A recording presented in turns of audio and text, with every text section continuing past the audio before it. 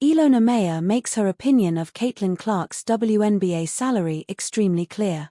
One of the biggest stories in the women's sports world in the lead-up to the Paris 2024 Olympics was Caitlin Clark getting snubbed from the Team USA 5x5 women's basketball team, which sparked controversy and debate that has continued all the way up until now, despite that snub occurring over a year ago at this point. The good news is that plenty of other female superstars stole the show at Paris, to the point where Clark's non-participation didn't linger over the Olympic Games. One of the women who became a household name was Ilona Maher, a female Team USA rugby player who captivated the country with her infectious personality and dominating presence on the pitch, which helped Team USA produce a bronze medal. Maher is the host of a podcast called House of Maher. And in a July 9th episode she got honest about Clark's WNBA salary. "I actually think I know. It's like $75,000, even though she brings in like $36 million to her city," Maher said when asked to guess Clark's WNBA salary this season. For what it's worth, Maher was extremely close, as Clark is making a base salary of $78,066 this season. It was $76,535 in 2024.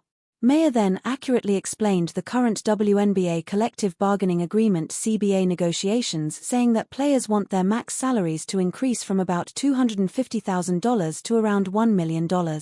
She later added, "I mean, Caitlin is the same as me. We don't make much money from our sport. I think what's crazy is that they're selling out stadiums, they're getting the fans in, she's bringing in so much money, and because of the salary cap, she's only making $78,000. That's crazy, and she definitely deserves more." It's cool to hear Maher having Clark's back in this way. A Jeopardy! Contestant confused Paige Bueckers for Caitlin Clark in epic gaffe.